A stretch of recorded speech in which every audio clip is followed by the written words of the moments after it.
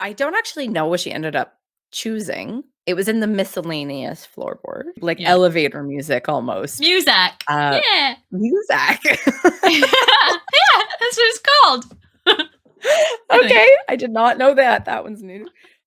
Hi. Hello. How's it going? It's going okay. It's all Yeah. right. Yeah. How are you doing? I'm all right. It's been March break for us, which I think is a cruel joke because my children are in daycare, and yet my daycare closes for March break anyway. And toddlers don't do well with a break in routine. So Mm. I'm looking forward to going to work next week. Back to maybe Yeah.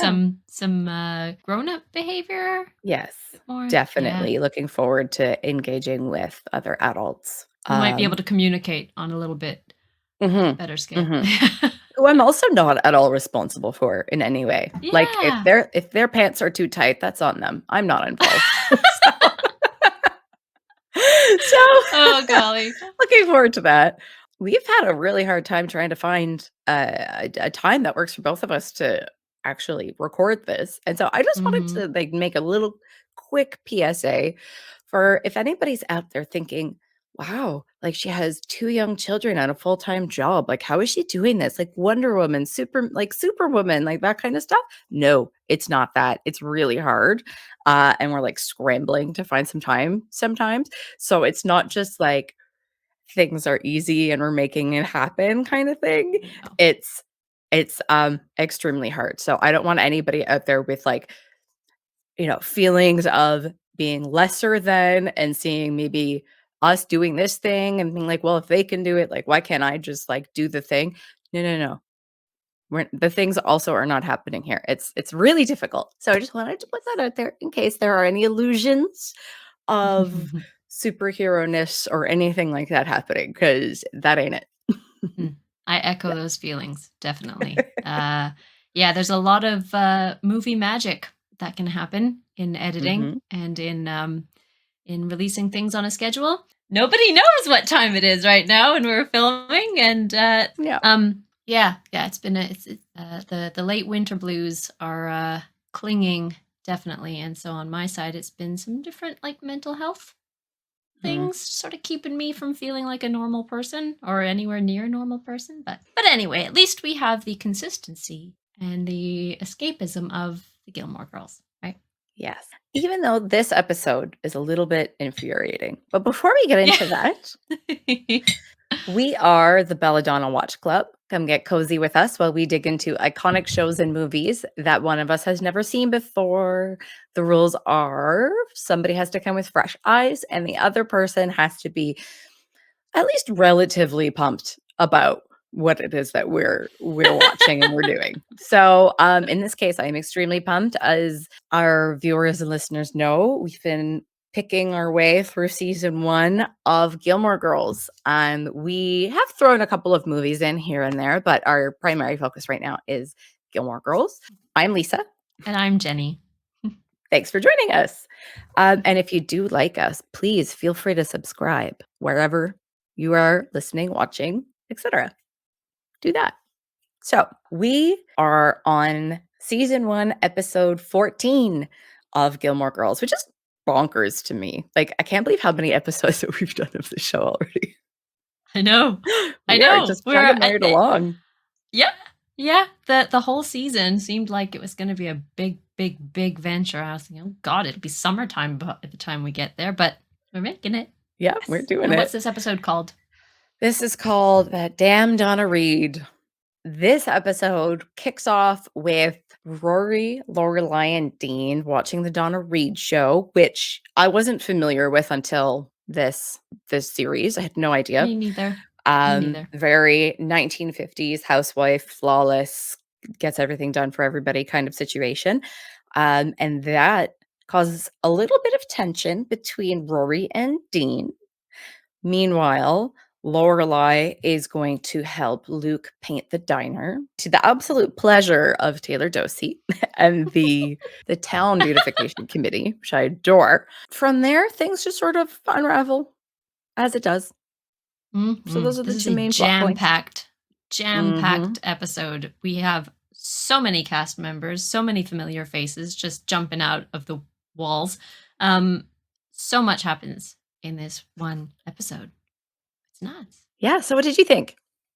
I was, well,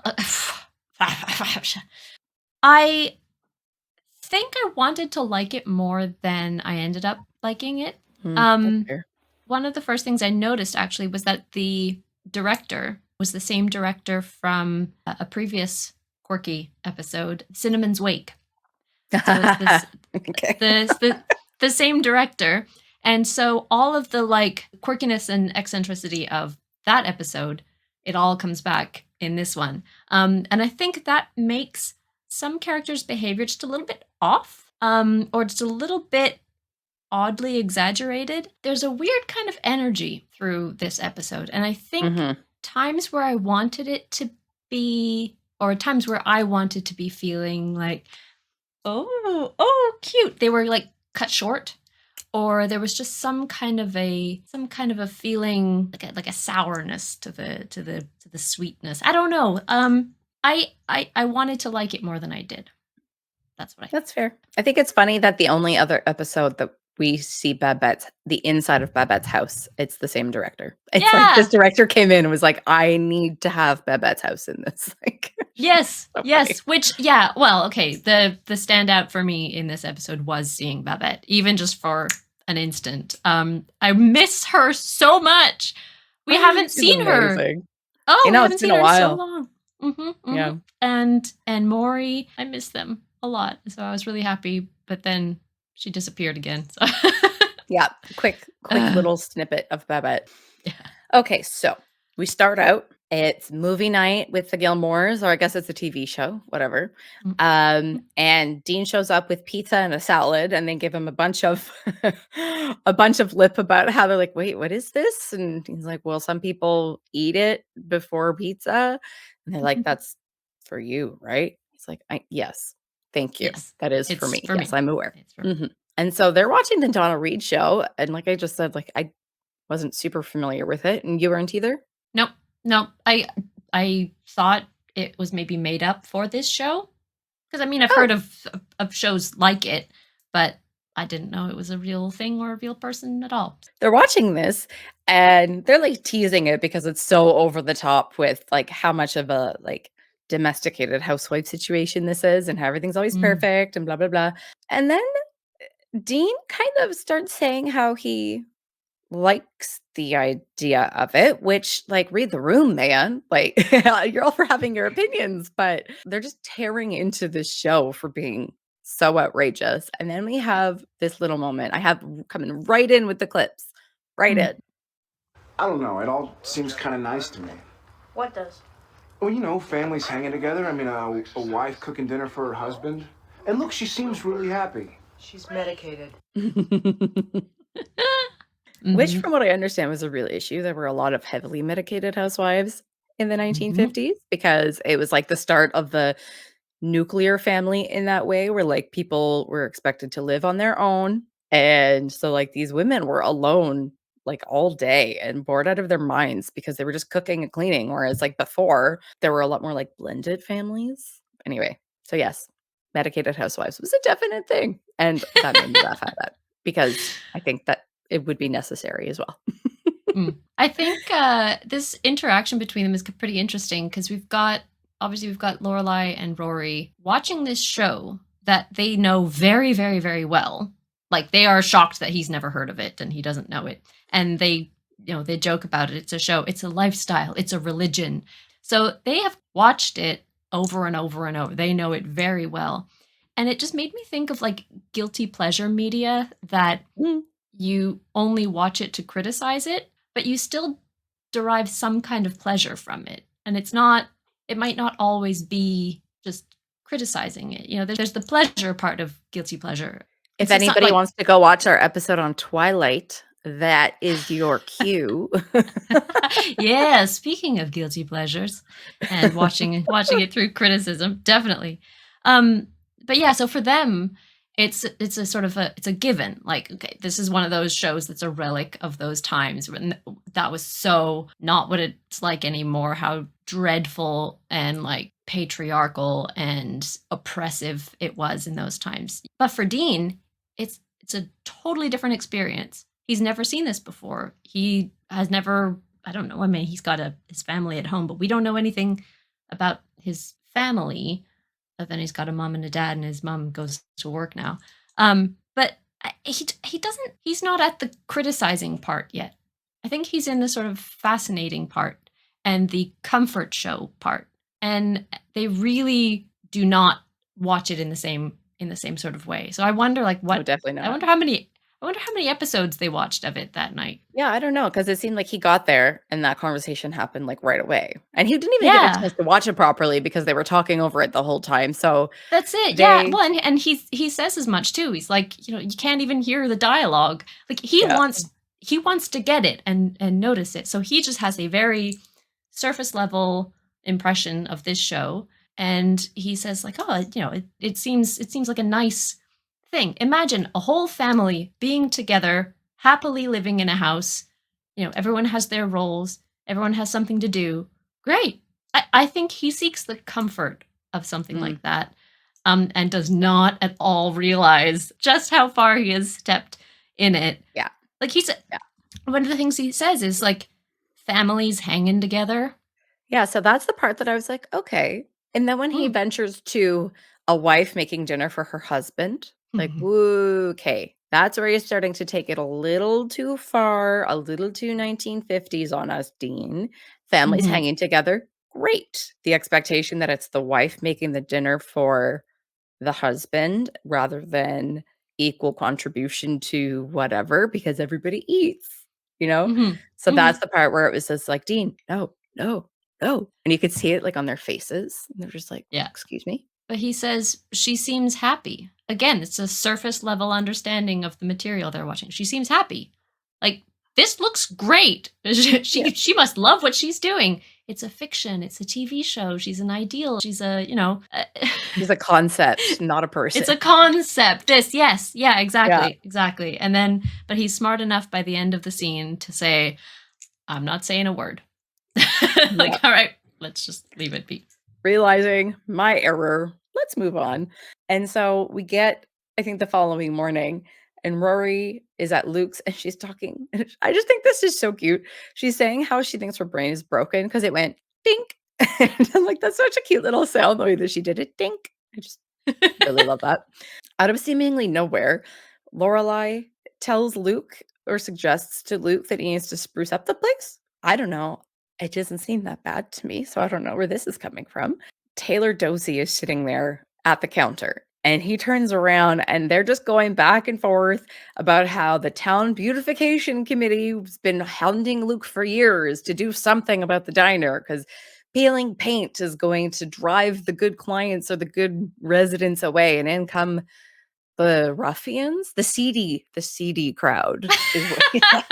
Taylor wants them to add like yellow awnings and a pig announcing the specials, like chalkboard, like all of this stuff. And he's like, absolutely not, Taylor. And then Lorelai offers to help. Okay, so Luke doesn't want to because he doesn't like painting. Lorelai is aghast because she loves painting, and then does this like little ditty with like painting songs that she's making up entirely, and it's not good. And then she offers to help paint the diner, to which Luke kind of concedes. So this is it. Well, I guess maybe if I had help. Really? Oh my God, that's wonderful. Hurrah! Taylor, it's not for you, it's for me. I can't wait to tell the rest of the committee. They're not going to believe this. I hate that he's pleased. You'll drop a gum wrapper in the street in front of his store later. Yeah, good idea.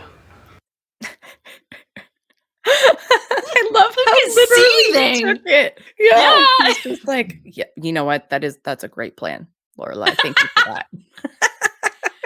I just love it. He's like, I hate that he's pleased. There's this little lighting thing. I don't know if it was intentional, but if it was, it's great. The light on Luke in this scene changes a little bit, and he looks beautiful. Yeah, he when does. It does change.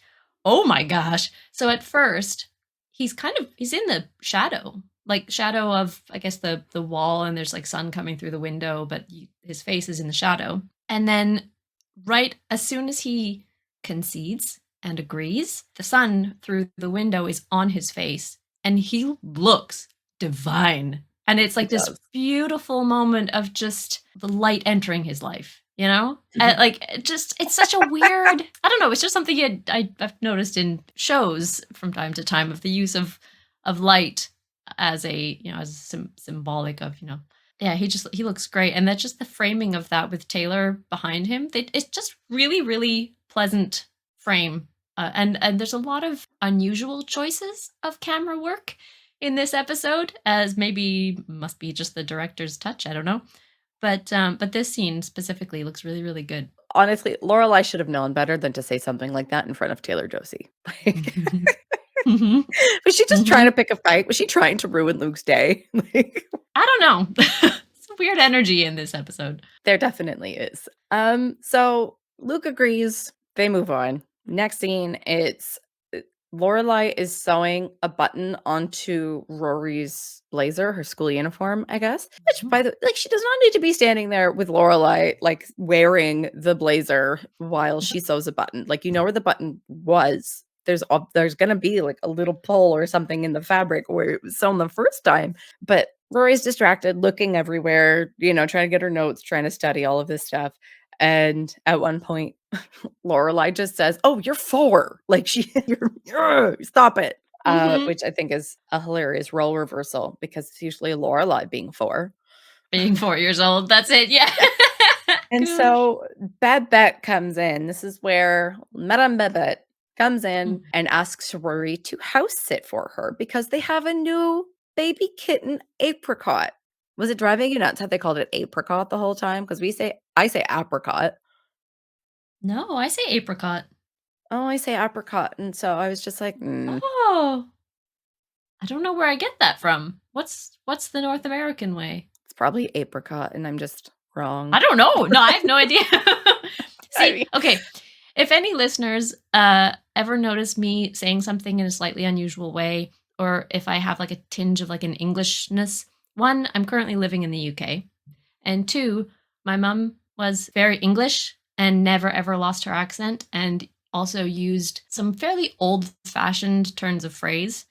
And I would just sort of pick them up because she's, you know, she raised me and I grew up with her in the household. And so I've just sort of developed some, at times I have like an odd little accent will sort of pop out. Yeah, I'm not going to apologize for it, but just if you ever wonder, that's where it comes from. That's where it comes from. It's from my mom. Well, I think it's going to be sort of like the pecan situation. Apricot, or like some places say it one way, some places say it another way. I'm assuming the more southern we get, the more apricot. I don't know. It just feels more of a southern thing to me. I could be wrong. Maybe. Let us know. Comment down below. Please do. But one of the things that she says is that like they just got cable or something like that. She says you can watch those 4 girls talking dirty if you want to, which is, I believe, Sex and the City reference. I think so. Yeah, I think so. Because like of all the things Rory's gonna want to do, I don't think watch Sex and the City is the thing. But I love that that's where Babette's head went. Well, it's cute. It's considerate in a way, because this is very, very last minute dropping it on her. Like, oh, it's our new kitten, but we can't be here. I thought maybe Rory might be able to like, boom, last minute drops it on her, and of course Rory's happy to help. And she can. It works. And then, the suggestion of like, well, you won't be bored. We've got cable now. Yeah. Very sweet. And Thanks, then, Babette. so she says yes. And Lorelai gets like this weird thing about how it's only the second night that we've ever spent apart ever. And like, you jumped at it so fast and blah. Like, it was weird. Like, I know she was joking, but it was weird. So are we saying that the first time they ever spent a night apart was the snowstorm? Like a few episodes back? Right? And so Lorelai gets a bit weird about that. And then Rory's like, well, what are you going to do when I go off to college? Lorelai's like, I'm going to sleep on the floor. Rory says, well, at least you have a plan. Like, luckily she's not too annoyed by it. She doesn't take her too seriously. But yeah, it was a bit of an unexpected response from Lorelai. it doesn't seem like this kind of sort of possessive, almost very, very hyper parenting position would come from. I don't know. Somehow I haven't been able to. I've been struggling with this episode, trying to figure out exactly how I feel about it, trying to figure out where my issues lay. And despite us having quite a bit of time to think it over, I'm struggling. I'm still struggling. I can't really tell when she's joking in this episode. Okay. And usually I can, and I don't know really in this scene if she's joking or not. And that always makes me uncomfortable. Doesn't matter what show it is or if it's real life or whatever it is. If I can't tell when someone is just messing around making a joke, it's very, very odd. So I don't know if she actually meant how, oh my God, no, but I can't be apart from you. I don't know. Yeah, I think just going back to a little bit of like kind of like possessiveness, Lorelai is extremely laid back, extremely like democratic with Rory because it's always just those two. But as soon as somebody else encroaches upon that, or as soon as there's like a hint of a threat, that's when it all kind of falls apart for her. And so I think here she's like joking, but also not joking. Like when she's making a joke out of feelings that she's actually feeling, but making it more palatable, I guess, by making it a joke. There's a lot of not letting things drop, not letting anything go in this episode. Just sort of sticking, what is it? Digging your heels in? Is that what it's called? Yeah. Something like that. Yeah. I think that's what it's called. That's irritating. But well, at least she's only going to be next door, so right? It's like it's a deal. nothing thing. So then Rory goes off to school, I guess. Like there's no real indication of like, is it the next day? Is it this episode feels really choppy and it's hard to tell when things are happening. If some things are on the same day, other days, it's hard. And sometimes in other episodes, it's a lot clearer. This one, it's not. So we get the first glimpse of the busker man, the man playing music and singing. He just Who is appears. he? Who is he? We don't know. This guy? We don't know. God. And he appeared like what 3 times in this episode? Something like that. We get our first glimpse of Busker Man, a mystery. Oh my God! Now I'm nervous. You've genuinely stunned me right here. I thought he was just a weird like showing up in this episode, and oh, what a quirky thing. He was just on set for the day. Oh no, is he coming back? I mean, okay, sure. I don't know why I'm so afraid of him, but no, he's harmless. Just he popped up out of the blue. Okay, this person with his instruments in the town square. Dean is waiting for Rory. Rory comes off the bus with a bird in the cage. It's a chick, and she needs to follow its life. That's her project, and she needs to log all of its everything. And yet she leaves it behind for the very first night. Right? This is exactly my thinking. Girl, no, you need to stay in one place. You've got one. I thought that was going to be the gist of the episode, or I thought that was going to be a major plot point, is her trying to decide, oh, but I made this commitment to Babette and Maury, but then I have my school project, and what am I going to do? No, she just drops it. Yeah, she's like, whatever. I don't need to pay attention to a single thing this bird does for the first 24 hours that I have it. Like, what? Okay, weird. So Rory asks Dean to meet her at Babette's house that night. Dean is about to go off to work because apparently Thursdays are really, really busy because all those oppressed housewives are doing their grocery shopping. What? Weird joke. So Rory is like, that felt very pointed. Rory gets upset. But Dean, do you know nothing about anything? Oppressed housewives are not going to go at the busiest time of the day to go to the grocery store. As somebody who has to go to the grocery store at the busiest times of day, I will tell you that if I did not work and I was an oppressed housewife, I would be there at like 10 in the morning. Yeah. Weird thing to say, Dean. You obviously are at school all day and don't understand. People with babies and housewives and seniors all shop in the day. That's my 2 cents there. And then they start arguing about the oppression of housewives in the 1950s and how even though Donna Reed was a fictional character, and it was a fictional, like, the whole show was fiction, that she represented millions of housewives who are in that situation. Yes. And Dean kind of digs in his heels in this situation. And he says that, the general idea of a wife cooking dinner is nice. And I don't necessarily disagree with his statement. I think the idea of anybody making anyone dinner is nice. Like, it doesn't have to be the wife every day, Dean. But he doesn't say that. He just No. likes that idea of, like, This is the this is the mom. thing, is that he doesn't actually say anything that insinuates that this is the way he believes it should be, and it must be the wife. Of course, he doesn't say anything like that. There's so much that he doesn't say. And this reminds me of the argument that they had setting up Lane and Todd. They have this argument, and they end up sort of jumping on each other's sentences. Rory saying, "I can't believe you don't think Lane is good enough for him or pretty enough." And he didn't say that. But this seems to be a thing that they do, the two of them, which is they're both committed to their argument, but they're not arguing the same thing. Neither of them are wrong. They probably actually both agree, but the words aren't, the exact words aren't fitting, and they don't really seem to be listening exactly to what the other one is saying, which is a very, very realistic argument. Like, it happens so often in real life, but it doesn't mean I enjoy watching it or hearing it. It's like, no one said that. Like, you're not wrong. You're not wrong.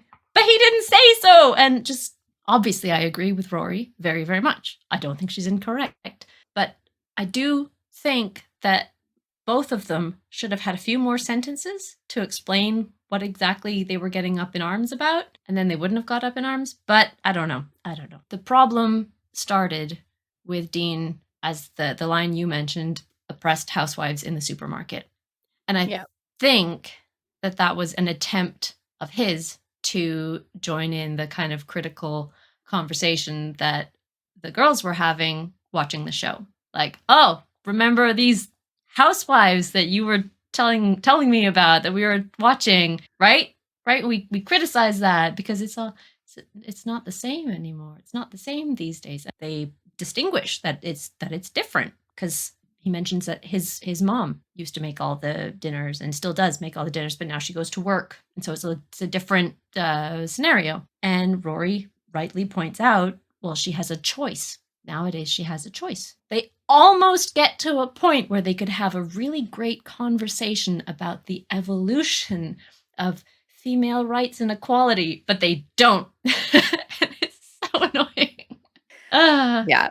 And so, like, I think from what Dean said, I would have also insinuated similar things that Rory did. Like, if you think it's nice, then he probably wants it as well. And if his mom did it, then he misses it. And that's like an expectation that he would have. She doesn't let him get to say if that's actually what he expects or not from his future wife. I don't also, they're 16, so I don't think they're thinking about stuff to say like that. But then Rory is obviously thinking kind of longer term and picturing herself in the situation where Dean expects that from her. And she's like, I don't like this. Rory says that what's so upsetting for her, because he says she's really sensitive about it. And he's like, I can't believe we're fighting about this. And she says that the idea that somebody's whole reason for existing was to serve someone else, like, that is the issue for her in this scenario. And Dean replies with, well, I think maybe there are 2 points of view here. Not in response to somebody existing to serve somebody else. There is not, Dean. Like, can you elaborate? What are the 2 points of view, Dean? Tell us what they are. And he never Please does. do. No, he never does. And then Rory is still just like, no, I don't like this. I don't agree with this at all. And then he says, you only think that because your mother thinks that. Where did that come from? Like, and then Rory's like, what? I don't have any opinions of my own. Like, at what point has Rory ever said anything only because Lorelai has? Like, Rory is her own person, a completely other person She's academic and intellectual and has a very different point of view from her mom about a lot of things. So that was weird to me as well.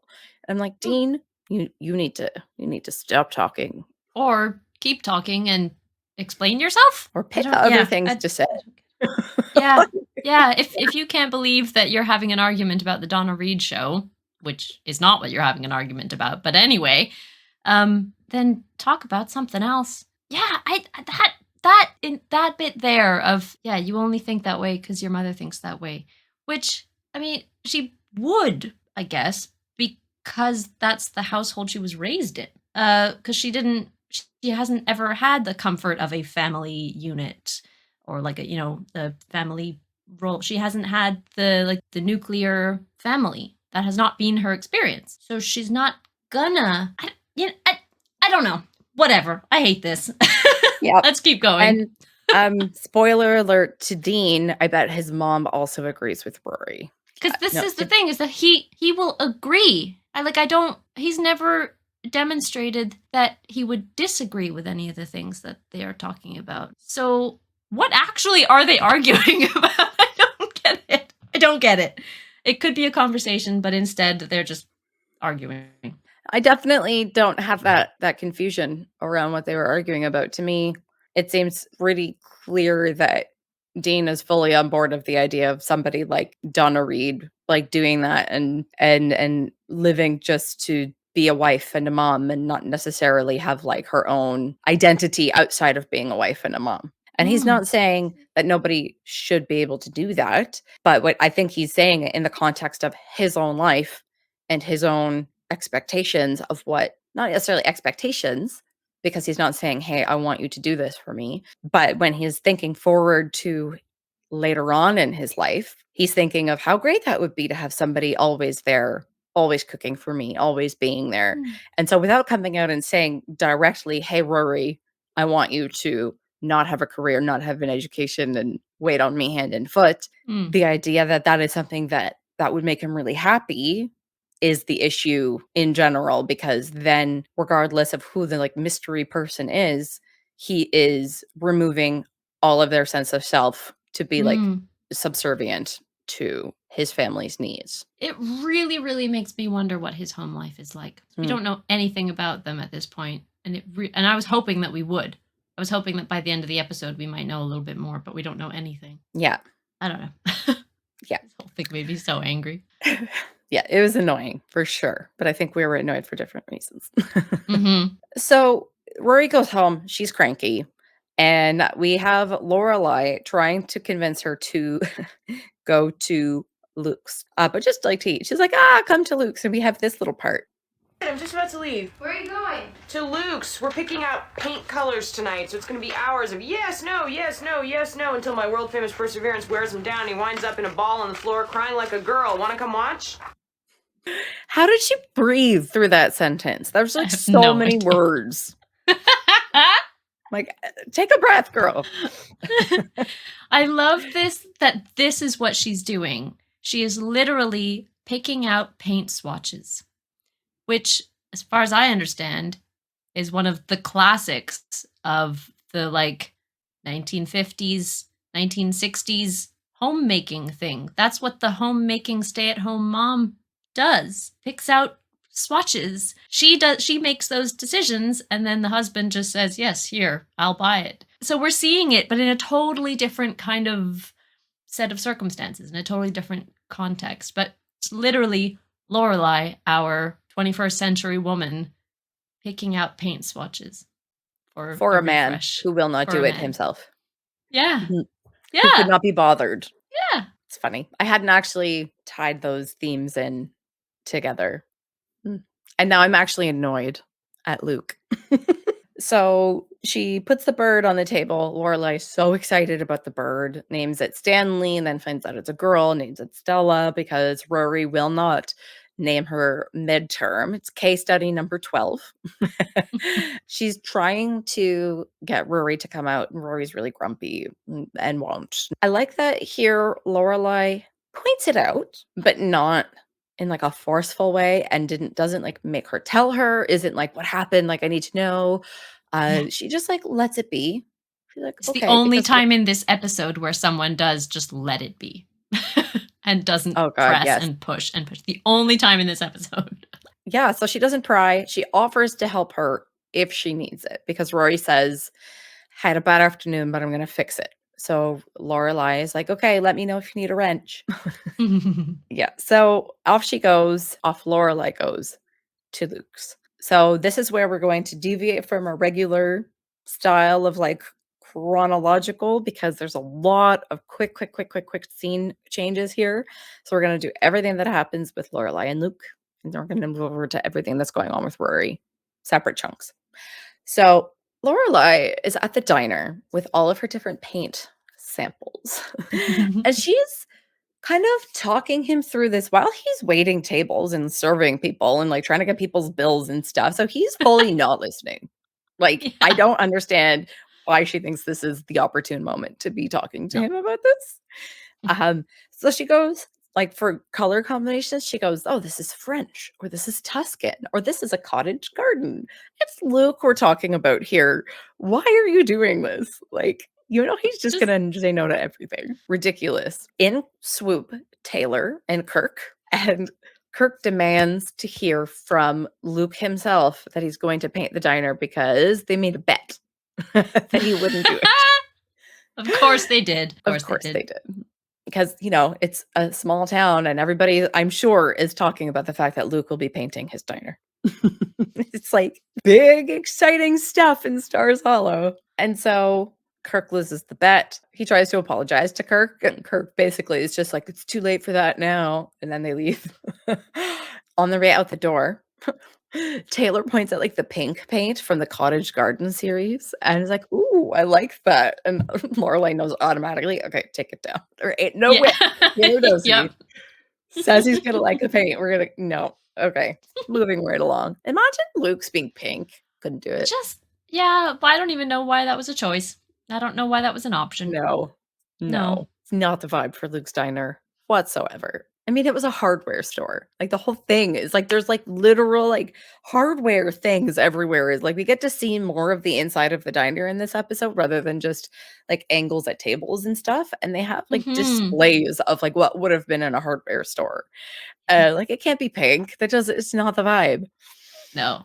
So ultimately, Lorelai picks colors that are very similar to what he already has, just a little bit more fresh and modernized, I guess.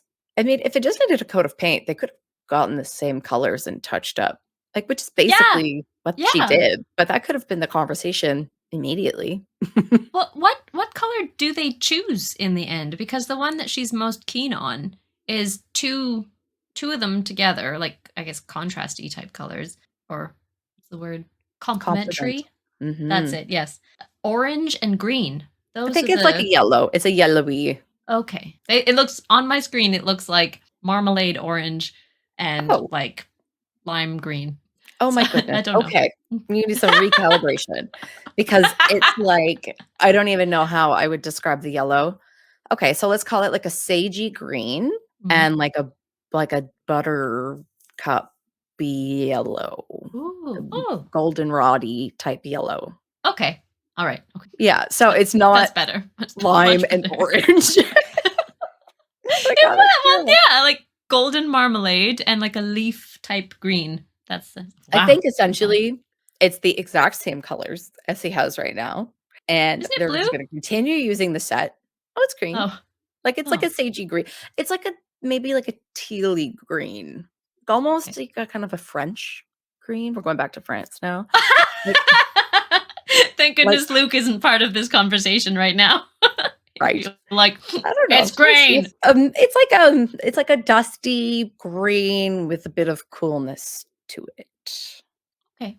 So she basically picks the same colors. Mm-hmm. So I'm sure like the set designers are just going to keep using that set and away they go. Mhm. And then this part gets kind of weird. So she goes to show Luke the colors and then she like turns off all the lights for Mhm. ambience. And they have this like cozy moment and Luke is like, "But we're a diner, we don't have ambience. Like what is happening?" And she's totally like setting the mood. Mhm. And it's weird in terms of, like, what does she want from that moment? She Because doesn't even know. that's it. She's still in full denial that she has any feelings for him at this point, and yet is, like, cozying up to him alone in the diner with the lights off? Like, what is that? What are you doing, Lorelai? Mhm. So, that, I think, was her maybe, like, trying to set something up to see where it goes, but in comes this man with a camera to, like, take pictures, like, they want a This before and after. Oh man, this was just some weird little voyeuristic insert thing. I was Mhm. like, "What? Why is there a photographer here? What is this all about? Why did someone send him here to get a picture of them or of the diner? Like, what is going on here?" Weird, Yeah, it very was weird. an intrusion for sure. Mm-hmm. And Luke, they're standing super, super close together looking at the paint. And Luke looks at her and says, "If you like it, then I'll do it." And that's when Mr. Man comes in. That's what I wrote. Mr. Man with the camera barges in, ruins it.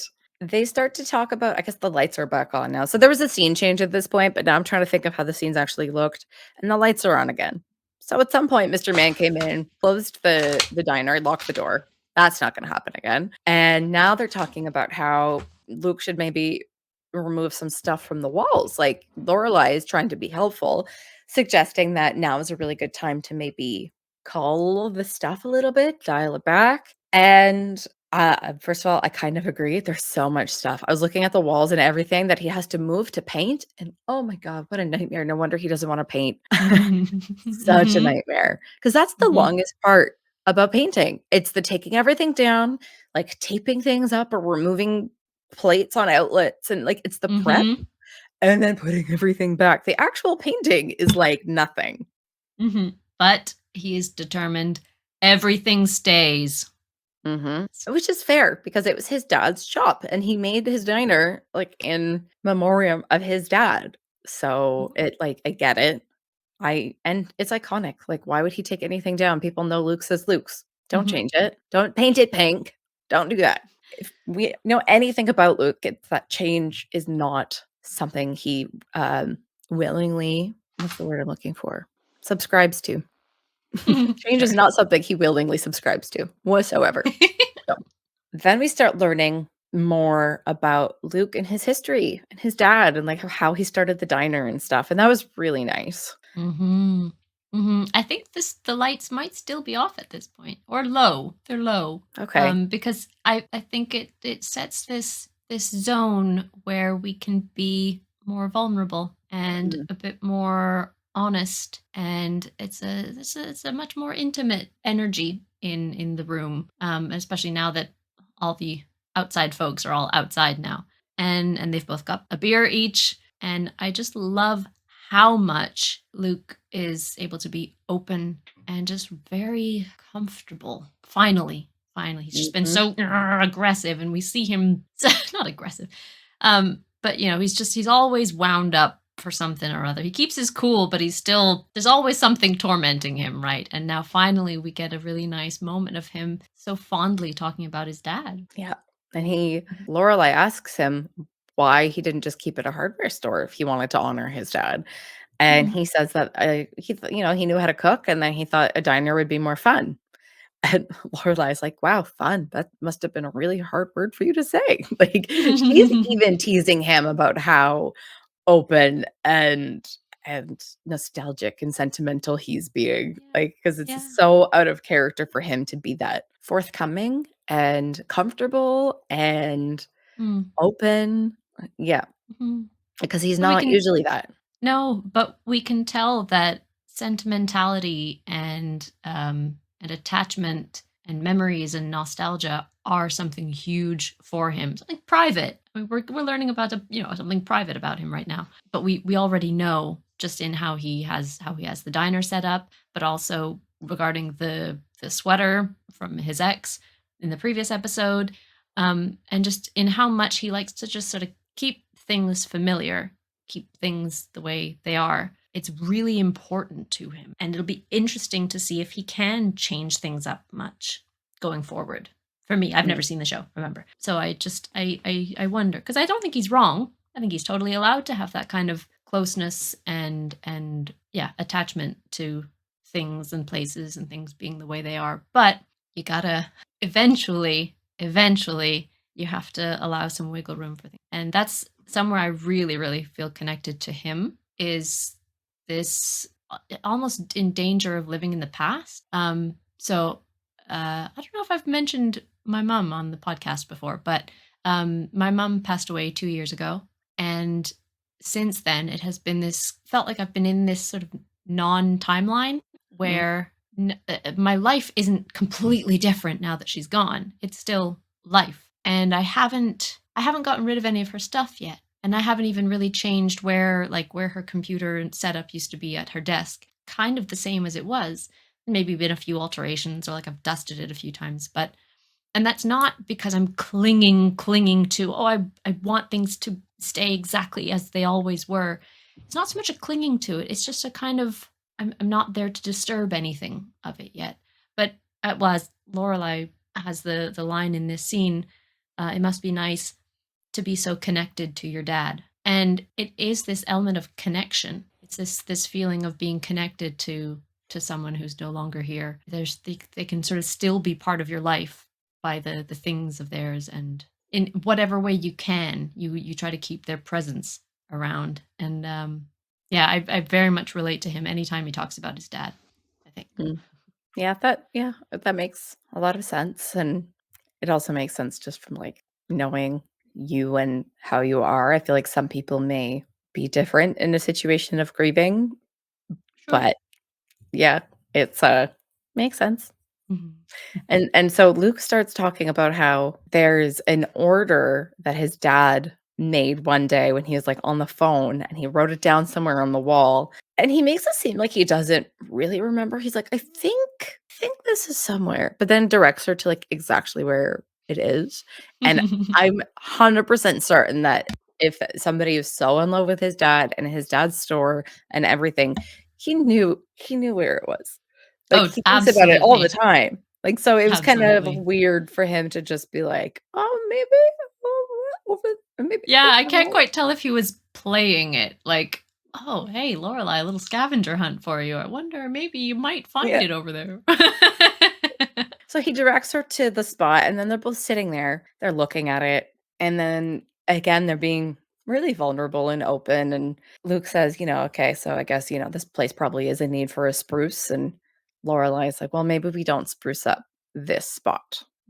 It's lovely and wonderful. Of course, we want to keep as much of his actual dad in the diner as possible. And then they almost kiss. There's this moment. Yeah, we are now the closest we've ever been of them being close together, physically close. Their surrounding is narrow. They're behind the counter. They're next to the wall. They're on the floor, physically, and this is the closest they have been together, and the most vulnerable. And Lorelai being the most patient and considerate, and it's so lovely. And I really, really, really wanted to just be like, I think if it went any longer, the kiss would have had to just happen. I think they would have just gone for it, because I was just trying to remember, why didn't it happen? But this is actually great. Yeah, the noise. There's noise coming from outside. They're like, why is it closed? Open up. Where we want in. The right? whole town beautification committee is there. Rapping at the door. They want to see. And this is another really nice moment with Lorelai and Luke too, because Luke is like, oh, I'm going to go out there. And she's like, no, just stay back here. We're hiding. Here. They can't see us, kind of thing. And they'll go away because Luke gets into full confrontation mode. And Lorelai is the counterbalance. Who's like, it's okay. They're going to go away. They're going to get bored and they're going to leave. And they do. And he looks at her and whispers, thank you, in the softest, most genuine, tender voice. And then, so at this point, they're both on their hands and knees, and he's still sort of over her, kind of beside her. And they're looking at one another. And then again, this kiss almost happens. Inches apart. And at this point, it's Lorelai who kind of buckles and is like, I should go. Right? Why should you go? Give us a reason. What else you got to do? Nothing. Stay there and make out in the diner, please. God. Torture. Absolute torture. This episode like lived in my brain for so long after having watched it. And it was just like, I need them to be kissing. This is killing me. This is killing me. So Lorelai leaves, gets home, and finds out Stella the chick is missing. She's gotten out of her cage somehow and is like starting to tear the place apart, but then immediately calls Luke. Yeah. Luke, Stella got out, and I don't know, do I put seed on the floor, do I make cheeping sounds, or do I pull a Lucy Ricardo and walk like a chicken so she thinks I'm her mother? Who the hell is this? What do you mean, who is this? It's Lorelai. Who else would call you looking for her baby chick? You're right. I'm the idiot. Go on. Very dumb question. Super dumb question. But he says he was so genuine. Like, he didn't even sound like he was teasing her. He was just like, who the hell is this? Like, he has no idea. Well, come on, man. Of course you know who's calling. What? So yes, she calls Luke and asks him to come over and help her with this chick. He arrives, and the way that he comes in the house, and Lorelai immediately grabs him by the collar, pulls him in, which is like extremely spicy, the way that she does that. She like pulls him into the house and then grabs him by the arm and like leads him in. That was very physical, Lorelai. The And smile on his face the entire way through is just beautiful. He's like, oh man, he's just experiencing so much joy. It's a full-on smile from him. I love his face. Love it. Love it. And so she's trying to tell him like all the different places that she's looked for Stella. And she's like, okay, so, and she's all business other than this moment. Because in her head, she's not trying to be sexy. She's like, get in here quick. And he's like, ooh, what's happening? This is great. Like, until he hears the peep from the chick. And then, whoa, there really is a chick on the loose. And a little bit later on, Lorelai's like, what did you mean by that? There really is a chick in here. And he kind of tries to deflect. Be like, oh, what? Nothing. Oh, here it is. Like, he just keeps to try to like move it right along because he doesn't really want to elaborate. But Lorelai won't let it go. She's like, no, like, what did you mean? You really do have a chick loose in here. Like, I don't understand. So she keeps asking and he keeps deflecting. And luckily, saved by Stella, he hears a peep and lunges for it, breaks a lamp. Chaos ensues. But they end up finally getting the chick, and that's kind of the end of it for Lorelai and that conversation. And so they're tidying up, and Luke picks up the broken lemon lamp and offers to take it out to the garbage. Here's where we're going to rewind to the beginning of the evening, because now we have our Rory time. Now we have our Rory timeline. So Rory gets to bed. She's just doing her thing. She is feeding Apricot, who is like so cute and small and tiny. Tiny kitty. I remember when my cat was that small, and I could almost like feel the cat. Like, I know what that cat would feel like in my arms. Like, oh, so cute. Like all 3 pounds, 2 pounds of it, whatever. She's trying to study. She can't focus. She and Dean got in a fight. Like, it just feels bad. And Dean was supposed to come over. And so she calls Dean, and he's not home. So, because he's at work, right? Yeah. So she leaves a message for him to call her back. Makes her way to Lane's house. Just leaves the cat alone and goes to. I thought, wasn't she supposed to stay there and cat sit? I think it's more of like a long, like, they don't want the cat to be alone for like many hours on end. Okay. I think just like popping over to Lane's is fine. Nothing's going to happen to the cat in a couple, like 20 minutes. It's okay. They are not helpless. She's not like needing to like syringe feed this cat every like 5 minutes. She'll be I don't know. right. I think if it was me, I would be like, Lane, I need your help, and call her on the phone. You know, I wouldn't leave. It just seems a bit irresponsible. But anyway, whatever, it doesn't matter. It really doesn't. I think it's fine. Because it's a small town. Lane could live like the next block. Yeah. Popping out, bobbing back, cat's there. Nothing happened. It's okay. Paranoia, anxiety brain. I have a job to do. I can't leave. Mm-hmm. But also, she must have stopped at the market, and wouldn't have she had seen Dean there? Because where did she get all that food? At what point did she make dinner and change and find this costume and everything? Like, what? When did she do this research that she tells us about later? I don't understand. But no, she's at Lane's. Let's get back to Lane's. So she's at Lane's.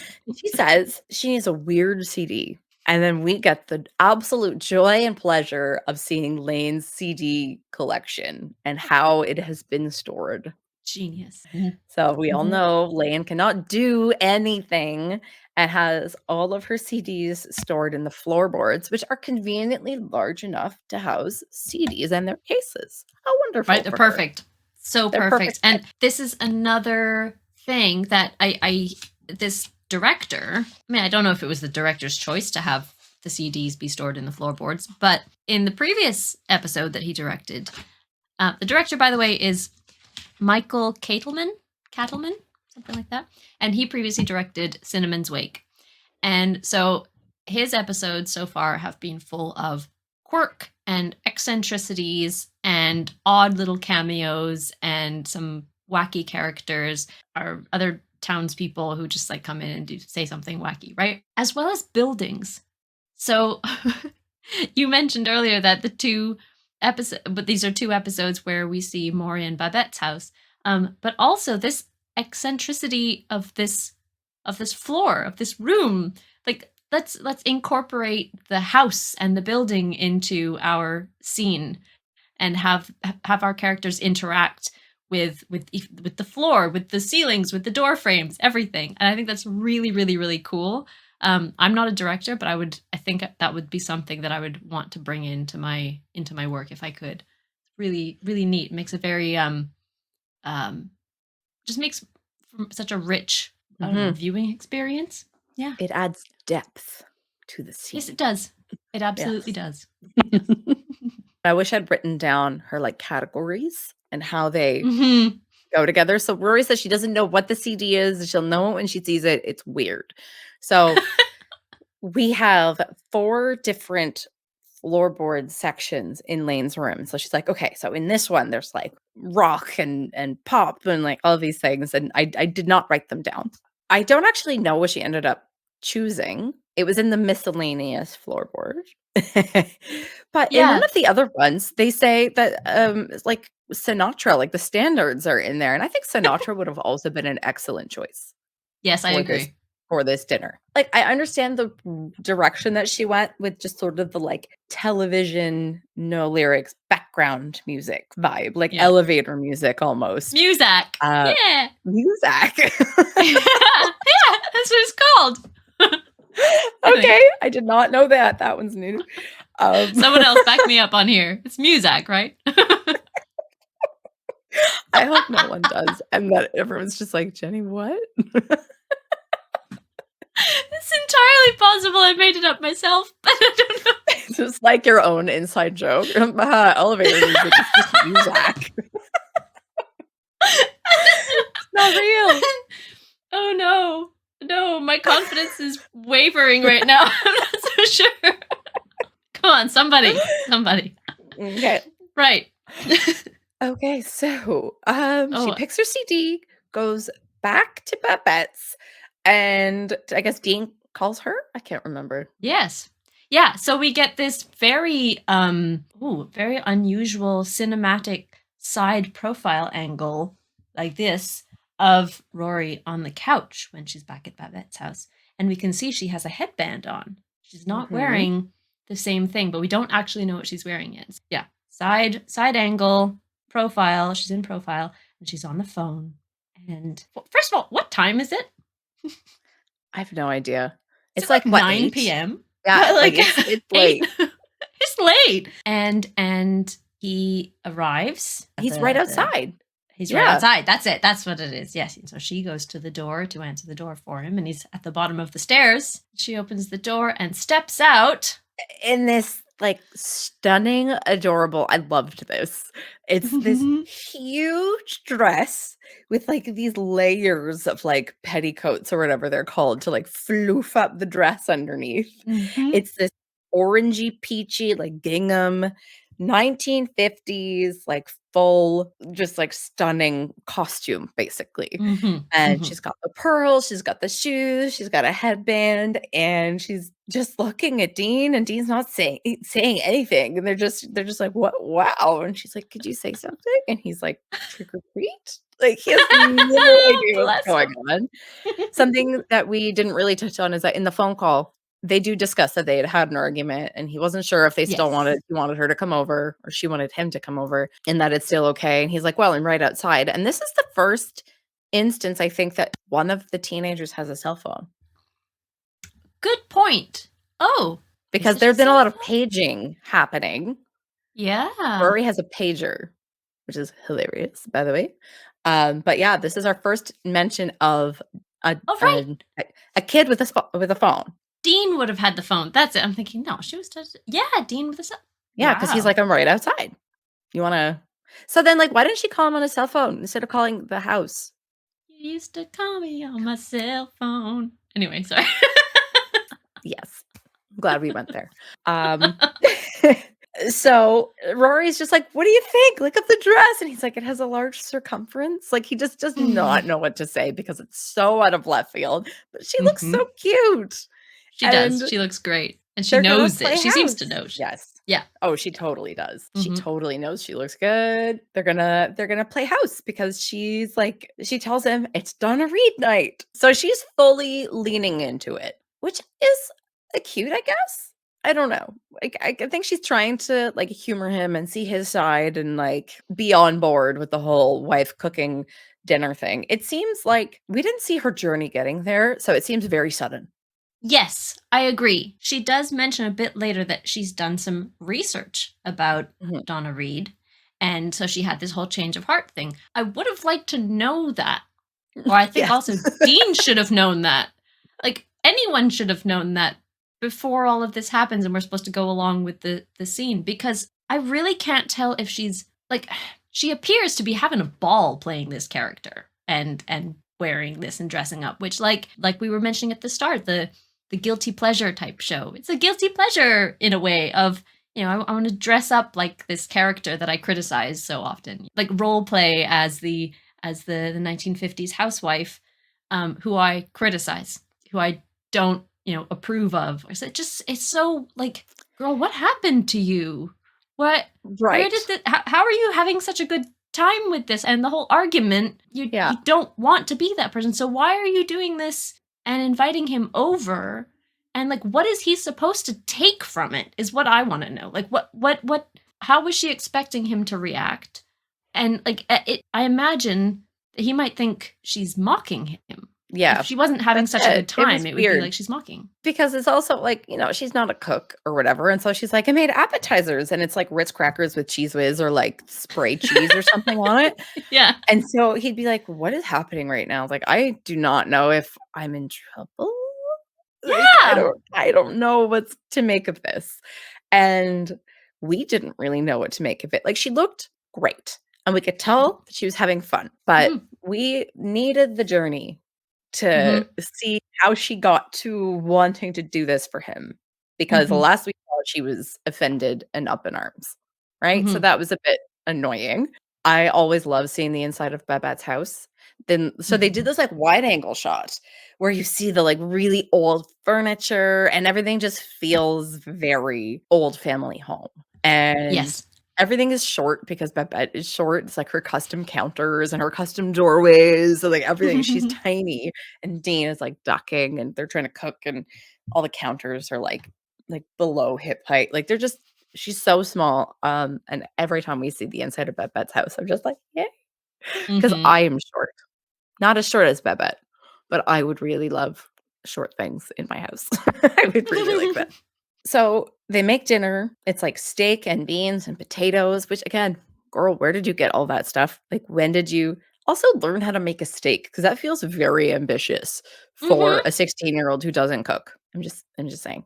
And Dean's loving it. He loves the dinner. Everything is great, and Rory's so pleased. And then there's this moment where she forgot to make the rolls, and she goes and I can see how upsetting it would be when she's, like, fully in the character of being Donna Reed, right? When your whole Mhm. reason for existing is to make people dinner and you have a plan and the dinners usually have all of these different components and you forgot because she just is like, oh no, I forgot to make the rolls. And she starts like making it. She's like whacking the Pillsbury thing on the counter or the table, like trying to get it.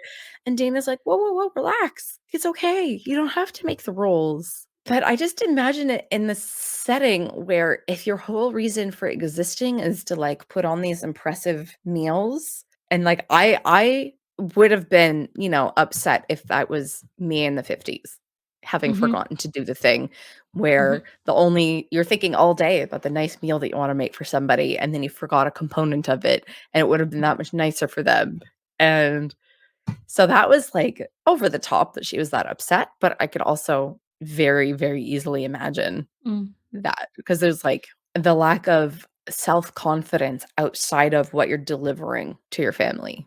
Mhm. Like, if what you're delivering to your family is your entire worth, then if you're missing a piece of that, then are you even good enough?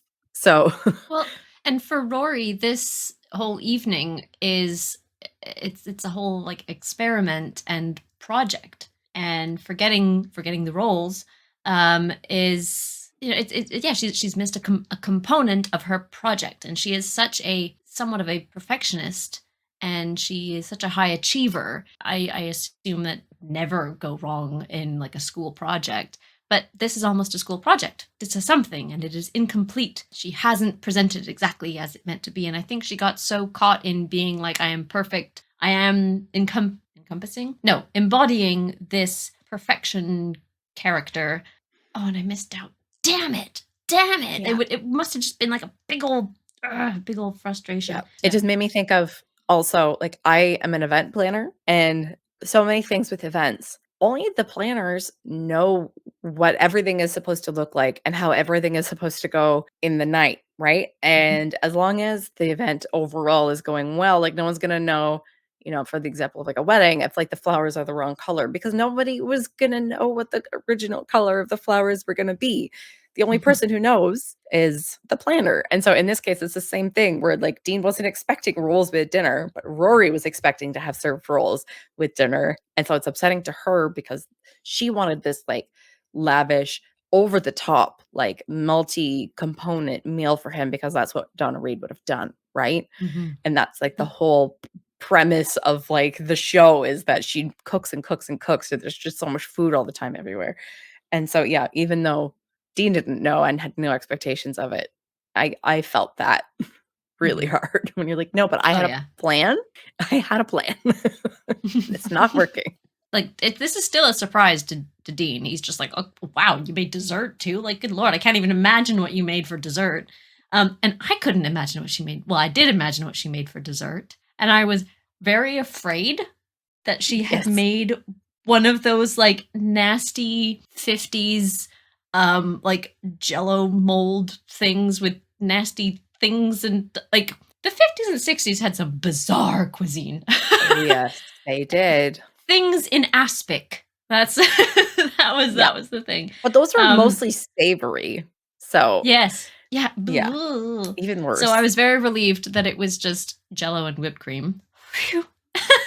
Still Jello, Phew. though. Still Jello, but lime Jello and Cool Whip. I think something like that. Yes, and she called it, like, a lime surprise or so, like, Dean is trying to be very comforting to her. She goes, "They'll make me turn in my pearls."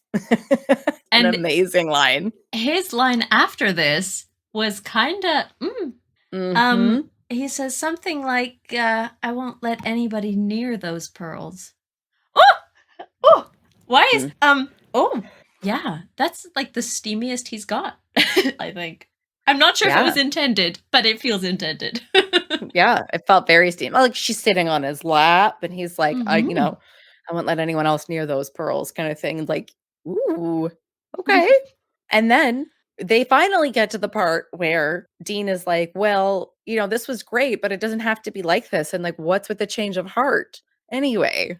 And then she starts talking about the research that she did. And she pulls out like printed pages of like some websites and stuff from her research about how Donna Reed was a producer and like an uncredited like director and producer of her show, and was like the first woman to do so in television and like all of this stuff. And so she was like a total badass. She was not her character all the time. Her character was the idealized, the fictional thing. She was an all-around, every type woman. She had, even back then, she had the access to this kind of powerful positions and these choice-making position of being a producer. So that's a hell of a lot of freedom and power for a woman in those years, in those decades. But Amazing. yeah, I wish we'd been able to find that out a little earlier. That would have been great. And so at this point, Rory is like clearing up. She's going to do the dishes, and Dean offers to help. And she's like, what kind of Donna Reed night would it be if I'd let you help me like with the dishes? Like, no, absolutely not. No way. And so Dean succumbs to traditional gender roles, and he says, okay, at least let me take out the trash. Yeah, 'Cause I'll do that's the what man thing and take out the trash. And so remember, at this point, Luke is taking up a lemon lamp. So there's this scene from way, way back where we see both of them, like, because they're next door neighbors. So they're both coming out, and then they stop when they see each other. Deer in headlights. What are you doing? What are you doing? And everybody comes outside, and everyone looks so guilty. Like, it's so awkward, but I adore this. Like, it's this because we have been privy to the goings on inside the Gilmore house, and we're enjoying this, like, oh, Luke and Lorelai together in the house, and oh, it's exciting, and they're having their like their sort of close time together. And then we've moved over to like the other kind of like fictional role playing kind of thing, and like, oh, it's cute, it's cute, it's cute. But as soon as they come face to face with each other, none of it is cute anymore. You're like, oh my God, this is no, these are private lives on display. This should not be happening. And it's so thrillingly uncomfortable. Yeah, and at one point Luke is like, yeah, I was looking for a chick. And Dean's confused at that comment. And I forget what he says, but it's like, in there? Like something like to that effect, where it's like, what are you talking about? Like, yeah. And so everybody's uncomfortable. Lorelai comes out and is like, oh, hey, Dean, what you doing here? And then Rory comes out in full regalia, and Lorelai is just like, what am I looking at right now? What are you guys up to? What is happening? Yeah, I mean, she might as well have like walked in on them like beyond first, second base. I don't know, like in Rory's bedroom, right? Like it's that that much of an invasive, you know, hypothetical invasion. And so everybody, Luke is like, I'm leaving. Dina's like, I'm leaving. Everybody's like, okay, bye. So Lorelai's like, what is with the getup? What is this? What? Well, okay, you're 16. You have a whole house to yourself for the evening. I expect you're gonna have your boyfriend over. But what is with the apron? It's a long story. Did it involve a sharp blow to the head? I gotta go check on Apricot. Oh my God, I just saw the pearls. I'm going in now. And she continues to tease her. Like, I have to go inside and like write it down. And if you have a picture, that'd be great because I need a visual. And oh my God, the shoes. I just saw the shoes. Like, she just tears into her. Oh, but I do have something to say about this. From the woman who is so very concerned about Rory having genuinely just fallen asleep beside Dean, why is she so okay with the idea of Rory and Dean being alone in a house together all night? Maybe not all night. Like, I don't think she expects that Dean would have slept there. But the fact that she's like, yeah, okay, I know that Dean was going to come over and stuff was going to happen. But like, she is extremely cool about all of that for somebody who was extremely not cool with it just a few episodes ago. I think I would have more expected her to be concerned rather than going for the teasing her about the costume and like, you know, running through with the costume. Because yeah, it's a ridiculous, not ridiculous. It's a clearly some kind of a role playing thing going on. And Yeah, and it's, questionable. So you can ask her about it later. Dean is leaving. Okay. We're going to talk about this later. I think the concern would be there. And I wonder if they actually ever do talk about it further. I think they should. Yeah, I don't know. I think they should. I think they Because should. to me, that's more scandalous than falling asleep after reading a book in a public Yeah, place. absolutely. This is Yeah. her dressing up playing 1950s housewife. Like, what else do 1950s housewives do for their husbands? Like, Was that in your research, Rory? Right? Oh my god. So, that would have been just as alarming to me if that's something that you are trying to prevent your kid from engaging in. So, was confused by how cool she was about all of that, but okay. And like, I'm not saying that those are my personal views. I'm just saying that Rory, and Lorelai's nonsense. So Rory goes back in the house and then quickly is like, Mom, come back. I can't find Apricot. And then they're like, that's it. We are not animal people, period. We're done. We're done with animals. Not happening. So the next day, we're at the inn. It starts off with this like huge argument between Michelle and Suki about this egg white omelet. That is like out of left field. Yeah. I guess they just wanted to include Suki and Michelle in this episode.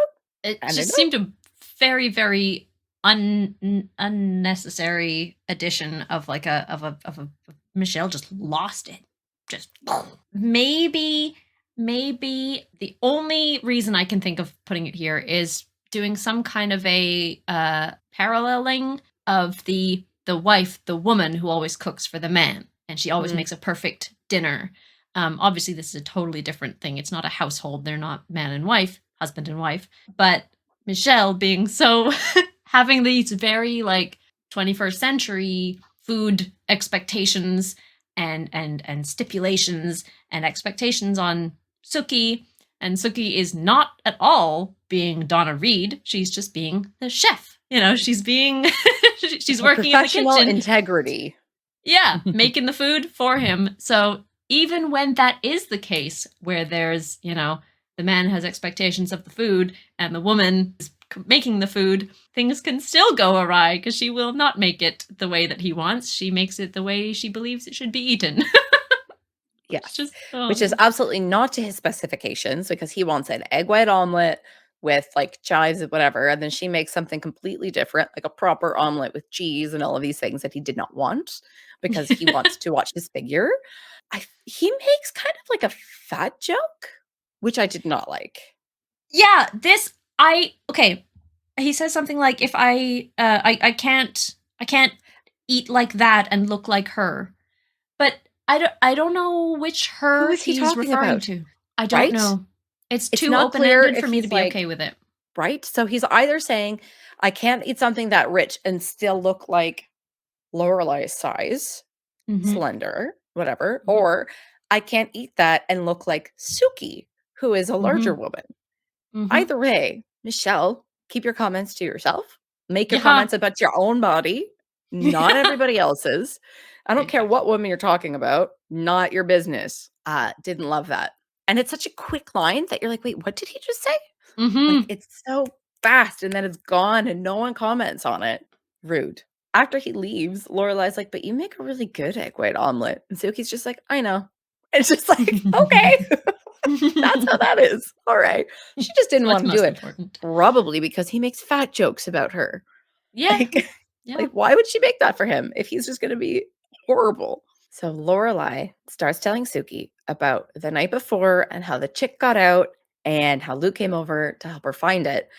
And then she starts saying how he just said the weirdest thing last night. And I can't figure out what he meant. And it was that, he's like, oh, you really do have a chicken here. And I have this little clip.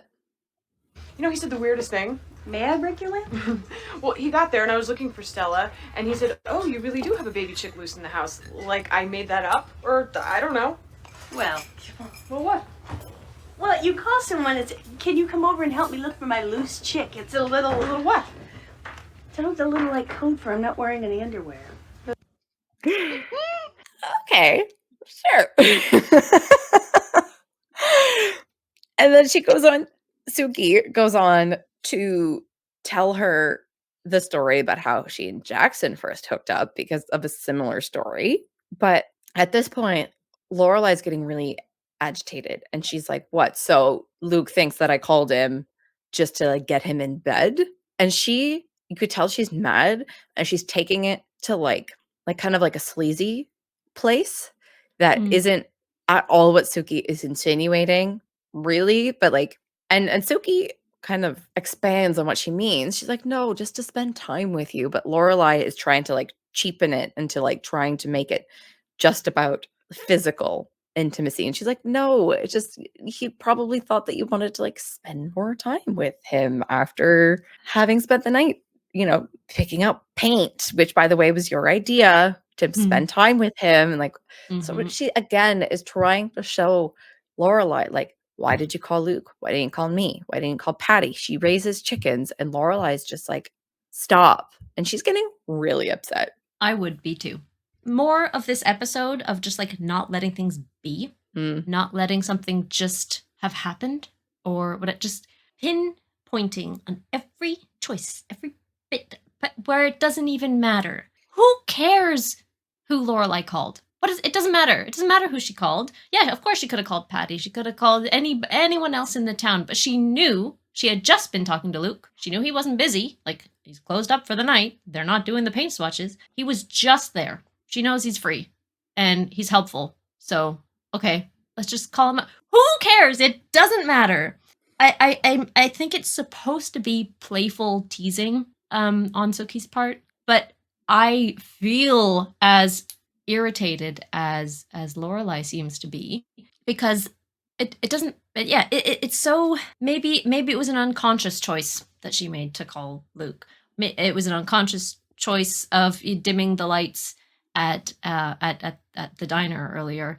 Maybe she is actually doing all these things that are indicating interest and attraction, but her brain isn't there yet. She hasn't decided that yet. And so all of these like hints and clues and actions that she is doing these things. It puts all of the responsibility for whatever happens between them on her. Or the bringing him in to the door. When you being called out on your behavior when you haven't decided that yet is really, really, really irritating, especially when it concerns somebody who you do value and treasure, somebody like Luke. Like, all of these suggestions from other people, and later it's going to be Emily, about her behavior and what kind of impression she's giving to Luke, that's going to change how she is around him, because she can't just be comfortable and normal around him anymore. And I get that it's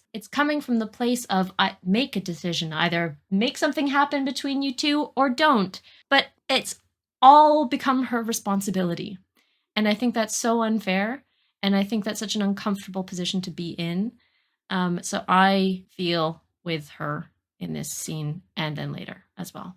In terms of Suki, so we're not Emily, but just Suki. Suki is Lorelai's best friend. She has been seeing Lorelai, even just in the last few episodes, be jealous of Rachel, having him at the hospital, like all of these things. Like, she knows her best friend and she has known her for years, and she knows when her friend is interested in somebody. So she is trying to help Lorelai along if she's putting blinders on to the fact that she has feelings. And like, yes, it was annoying because at this point we know that she is unwilling to see that she has feelings, because even the last episode where they're at the concert and she's like, you probably like Luke, like that kind of stuff, like picturing Luke with someone who looks like Lorelai. Like, she's already been trying to push Lorelai into seeing that that's where her head is at. And so she's trying to, again, like, Lorelai, like, it's so obvious to everybody except you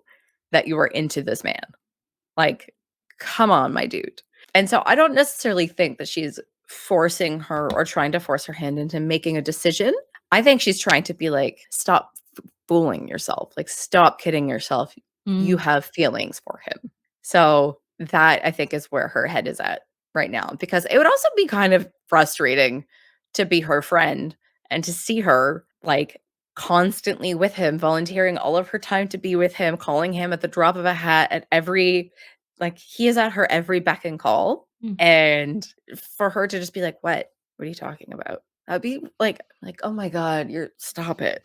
Like, it's so obvious. You're being annoying. Like, just Yeah. admit it. Yeah, but the thing is that she can't admit it. No. She hasn't admitted it, and I don't know when she will, if she will, but she's not there yet. So, we have mentioned Emily now. So, we Mm. have this little tiny side story going on where Emily and Richard, it's the springtime right now at this point. Emily and Richard every spring get a spot on Martha's Vineyard. When I first watched this show a couple times, I didn't even know what Martha's Vineyard was. I was like, what are we talking about? It's like a region. It's an island, I think, where all the rich Okay. people like to play. And every year, Richard and Emily get their spot on Martha's Vineyard, but they didn't get their spot on Martha's Vineyard this year. And so at first, Lorelai is trying to tell them, like, oh, well, go somewhere else. You don't have to do the same thing year in and year out. You can go to Europe. And they are insufferable in this scene because they're like, but why? We always go to Europe in the fall. But it's not the fall. And they're just like so tunnel vision. And then they say, well, we can't afford to fly first class to Europe in the spring and the fall. That's not in the budget. And they're like, well, fly coach then. Even business class. Like and they're just staring at her like she has 3 heads. And it's so pompous and absurd. And it was just like it's unfathomable. They don't even understand the words coming out of her mouth, and they're not even incredulous. They're just like stunned. Like, I don't it's like she switched languages. Yeah. Like, Yeah, that's exactly what it's like. Imagine being in such a position of privilege that is your concern, is at what time of the year will we fly to Europe, or how how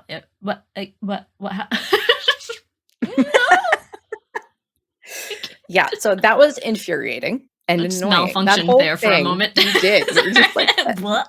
That was not a video recording glitch. That was literally just me. So then we get to the following Friday night dinner, I suppose. And Emily and Richard are on the phone again, having this like horrible back and forth as though they're not even on the phone with him on speakerphone about getting this spot on Martha's Vineyard, and the grounds fees are more expensive. And I feel like this is one of the scenes that went on too long as well. Mhm. This whole argument is too long. They get off the phone with this guy, and we get this part, this clip. Oh, your mother and I have just secured a place on Martha's Vineyard. Really, that's great. I thought you lost your old place. We did. But this afternoon we found out that Arthur Roundtree had died. He'd been drinking. So we got on the phone and snatched that place up. Ah, it's a fine piece of property. Much better view than our usual place. The both of you are going directly to hell. I hope you know that. Well, at least we'll be well rested.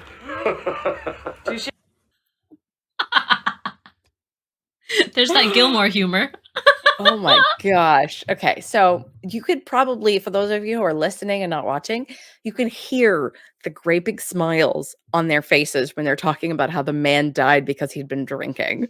They're just so gleeful over the fact that his death means that they get to go to Martha's Vineyard.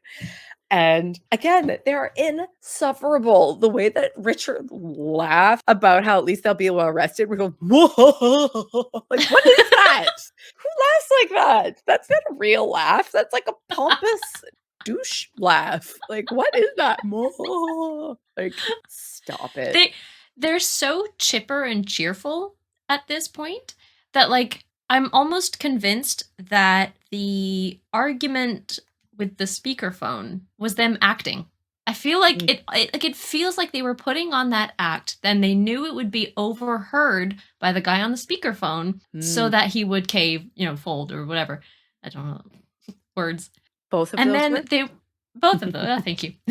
And then they were so pleased with themselves when it had finished that, like, ha ha ha, this is what we set out to do, and it worked swimmingly. Like, was it pretend? I don't know. Their performance in this episode is very odd. We've fortunately already seen them do a great job in other episodes, but this one is just very strange. Very, very strange. Yeah. So they get invited up to the vineyard Martha's Vineyard for the weekend. They're like, oh, you absolutely must come. Rory wants to go. And Lorelai says, we will see how much Valium Auntie Suki can lend mommy. Which I think is my favorite line in the entire episode. Adore Yes. that. Yeah. Lorelai makes some other crack about, Arthur Roundtree having been dead. And they say, Lorelai, you're being morbid. Like, what? And she goes, oh, look, Joan and Melissa Rivers think I'm being morbid. Which I think is amazing. And Lorelai accidentally steps in it a little bit by mentioning the apron because they've just like moving right along. Let's talk about how things have been. And Lorelai mentions something about Rory having worn an apron. And then they're like, wait, what? What are you talking about? Why would you? And they won't let it go. And she keeps trying to like deflect, be like, oh, it's nothing. Yeah. It was nothing. Why are they so hung up on the apron? This is yet another example in this episode of people just not letting it go. Who doesn't matter? It doesn't matter. We're not talking about it. I don't know. Maybe the story is not that interesting. Maybe that's not why they're telling you. Or maybe it's too interesting. It's none of your bloody business. Leave it alone. And then Lorelai makes this joke trying to like deflect, like trying to not tell them the real reason that she was wearing an apron about how she's decided not to go to Harvard and she's going to be a maid. And they are both just like aghast. And that's not a funny joke. You can't make jokes like that. Like first of all, if she wants to be a maid, let her be a dang maid. It's not your business. Second of all, it's a joke. Relax. You do not need to be so triggered by this joke. Everyone's fine. Like, settle down. Also, your real maid is probably like just behind the door. Do not be so offensive towards the people you employ. You're horrible. You're the worst. So moving right along, they are talking about the bird and how Rory has the bird and the bird got loose and pulled a Houdini. And Rory goes, well, thank God Luke found it. Now she steps in it. Ugh. Emily is just like a dog with a bone at this point because she was like, Luke found it? Why did Luke find it? Why was Luke at your house? Did the bird get loose at the diner? Like, she just will not drop it. And she's Rory, like those people in comment sections these days. They'll write Taylor Swift mention, and that's it. That's the comment. If the video has nothing at all to do with Taylor Swift, but there's just like a brief little mention of it, they'll just jump in to the comments and say Taylor Swift mention. So this is Emily jumping in with her keyboard, like Luke mention, freaking out about it. Exactly. That is 1,000%. She's like, anytime that he's mentioned. And so she, instead of just dropping it, like, again, the theme of this episode, people not dropping it, she literally gets up and follows Lorelai into the kitchen, asking her, like, why? I don't understand why Luke was there. Like, you need to tell me why Luke was there. So she's like infuriating, like bombarding her with all these questions, literally following her when she's like, I'm going to get ice. Like, I am not interested in this anymore. She takes it extremely personally that she doesn't know about Luke, and she's making all these assumptions based on, he's the leading man in all of her stories, and he's always there, and he seems to be around all the time, and he go to the diner every day. That's right, they don't cook. Of course, they go to the diner every day. Of course they go to the diner. Where else are they going to go? They need to eat. And then she comes up with this. Now, I'm asking you, as a favor, if you have any respect for me at all as your mother, just tell me. Do you have feelings for this man? I don't know. Maybe I do. I haven't given it that much thought. Maybe I do. Her smug little face. Oh my God, Emily. Mm-hmm. I love how childish Lorelai is and like how she talks to her mom in this whole thing. She's I'm getting ice. Like, mom. Like, she even does it like the gritted teeth thing. Like, stop. Like, which is so relatable. When I'm with my mother, I'm like 14 years old. I just can't. I regress so hard. So, but like Emily won't leave her alone. So it's annoying. And of course she'd be like, Mom, stop it. Like, of course. Well, I think Emily says something along the lines of like, I'm tired of being lied to. Yeah.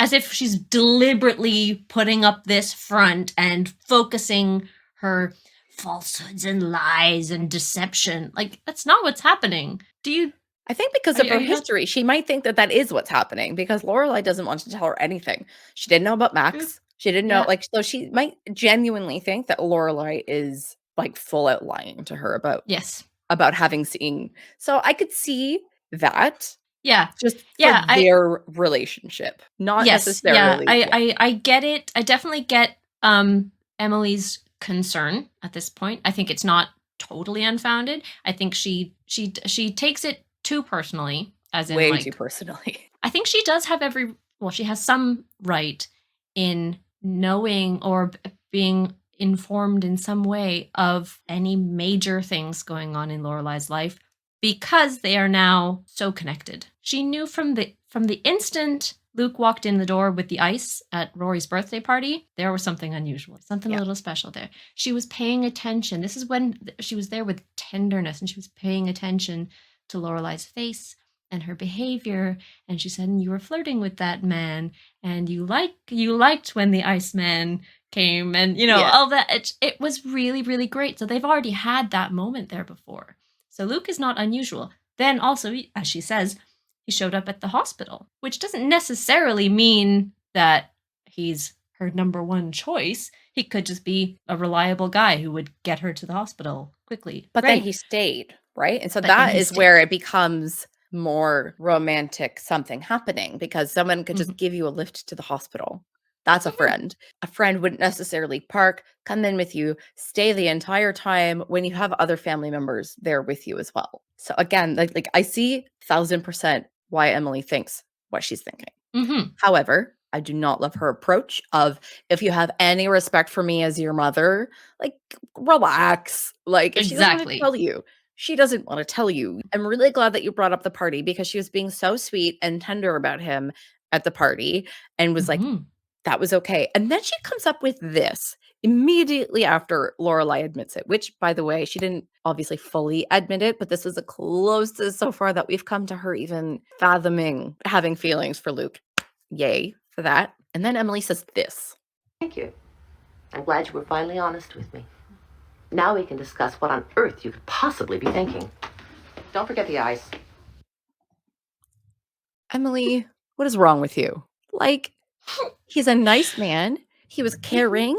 He was attentive. He, like, brought Lorelai to the hospital and stayed with her and was kind to you, and you had a nice conversation. Like, what? Why? No wonder she doesn't tell you anything if that's how you're going to react. This is the first time that Emily has been privy to Lorelai's potential romantic relationships. I guess since Christopher, I suppose, when they were getting together, but like, to have this much input on a grown woman's love life, just you don't get the opening to say things like that. But she's Emily Gilmore, so she has input on everything, regardless of whether it is wanted or not. Awful. Ugh. So that wraps up that dinner and everything with Emily and Richard. So Luke and Lorelai, they go get all of their paint, and they get a lot of paint, so much paint. And they're on the street, and they're trying to figure out when to do this. And after this conversation, I thought Lorelai might have been like super spooked, just like she was spooked with Max, right? Yeah. And then Luke says, okay, so when are we going to do this thing? Like, when are we going to paint? And Lorelai goes like, Friday night. Like, right away. She's just like, let's do this. And I thought maybe she would have like backed off a little bit, been like, oh, I don't know. I don't have feelings for him. I don't want to, but she's still into it. She still wants to do this. It's amazing, because Luke is like, well, don't you have Friday night dinner like with your folks? Like, he remembers and he knows.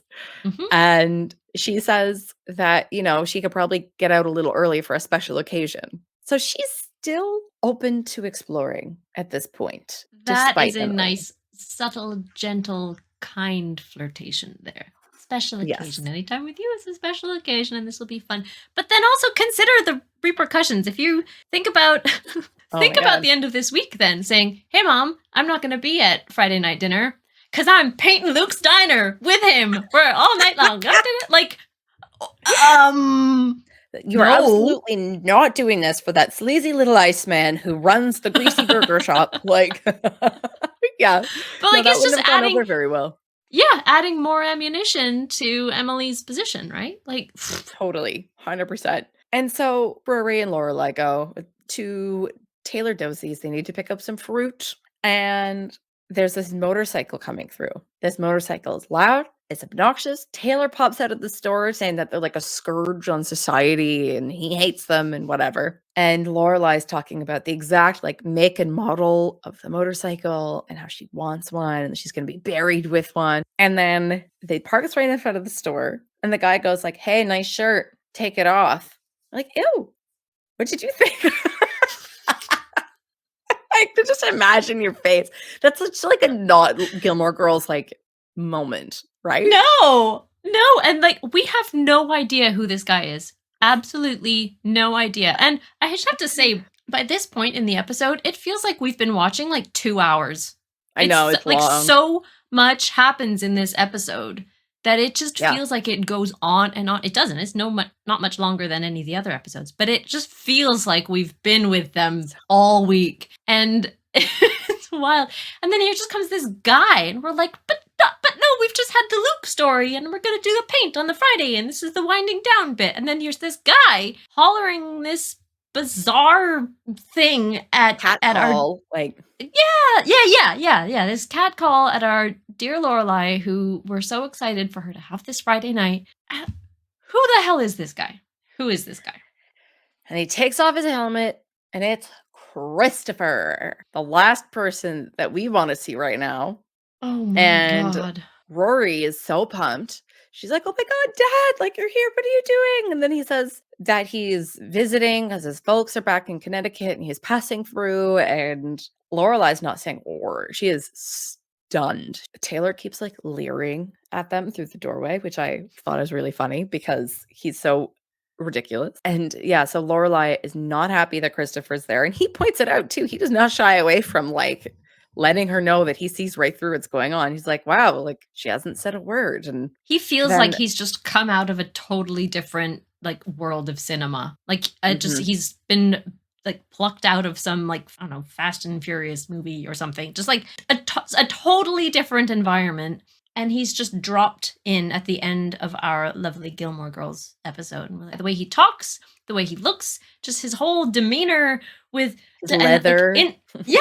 And he's like instantly, I mean, I love seeing that he's instantly warm to Rory, and that Rory's, instantly stoked to see him. Great. I love that. He's good. But we're like, no, he's a stranger. Who is he? No. It's like, Rory, don't touch him. Who is he? And then as soon as Christopher's around, Lorelai loses all her power. So it's always Rory and Lorelai, and what Lorelai says usually goes. And so Rory says, "You have to stay at our house." And Lorelai's like, no. Christopher's like, "Oh, I don't think your mom would like that." And Rory insists, and Lorelai caves. He tries to get her to come with him on the motorcycle. And Rory's like, "Oh, okay." Like, and then there's like the whole hop on, hop off thing. And again, Lorelai has to cave because it's her dad, and now she has to share the power when she doesn't ever have to share the power. And it happens instantly. It happens Instantly. so The ground just quickly. shifts. Yeah. And like, bless Lorelai, she doesn't turn it into an instant fight. I don't know what grounds they left on. We don't know.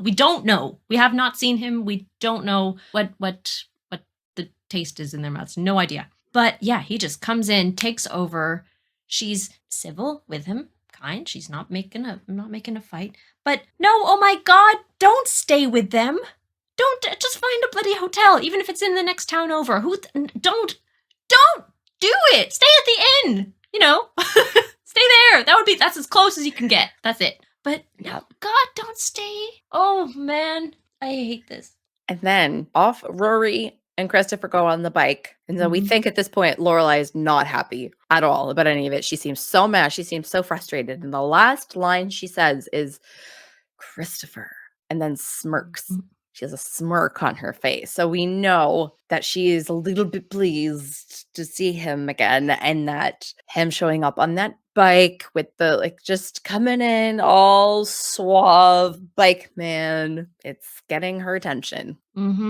Is she thinking of the good old days? Is she thinking of the man who her parents eventually approved of, I suppose? Or because the last time we heard them talk about Christopher, or maybe the first time we heard them talk about Christopher, they totally approve of what he does. He's doing an internet startup. And then They adore Christopher. Going off of that comment about Luke and about potentially choosing Luke and how that would be a terrible idea, then, where is Lorelai's head at right now? Oh, God. And this is interesting in that for an episode that began with the nuclear family unit, right? The family unit of both parents are together, children and everything in the one home. This is kind of reforming. They are reforming the family unit. They're back together again. But it's on weird ground. It works so well when it's just the two of them. And now here's Dad to fulfill Dad role possibly, and oh no, we don't want this unit. And that was it. That was the end. Why would they leave us like that? It's so mean. That we watch the next one. Yes. I almost don't want to because I don't want to see Christopher. The next episode is literally called Christopher Returns or Christopher's Return. So we know he's there. He's coming. He's back. Yep. He's going to be a key player in the next one. Oh, dear. I'm still thinking about the things that happened in this season. And I'm like, I don't fully remember how we get to some of there, but we're already more than halfway through. And I'm like, how do we get there?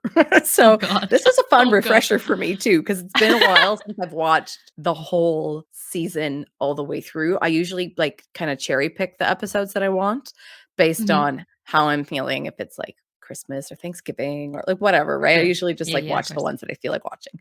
This episode I hadn't seen in forever, and so this is fun. I can't wait. What was that? I have to say, going into the next episode, I am excited to see how Rory takes this. She's so excited to see him. This is a really big deal. How this affects Rory. So that's us. We have now been, it's again, such a big episode. We've now been recording for 2.5 hours. I'm hungry and I have to go get my kids. Yeah. So if anybody, like I said earlier, wants to know how I do this, I have a support system of grandparents. Right now, my kids are being babysat and I need to go eat and then get them. And then it's a school night. And I have no schedule and I'm also a night owl. So I will be editing this episode for many, many hours into the wee hours of the morning. As always, thanks so much for watching. Thanks for joining us this week. She's been Lisa. I've been Jenny. We've been the Belladonna Watch Club. If you are enjoying our episodes, then please consider giving us a like or follow or subscribe. Leave us a comment. We love your comments. We love them. We often screenshot them when they come in and send them to one another. We are living for this right now. Yeah, they really do keep us going, especially for this episode. This one felt really daunting. And then we read a few comments and it just gave us the boost we needed to record this one. So honestly, it goes a very long way and we really appreciate it. Absolutely. That's going to be all for this week. And we will see you next Thursday here on YouTube, wherever you get your podcasts. And until next time, see ya. Bye.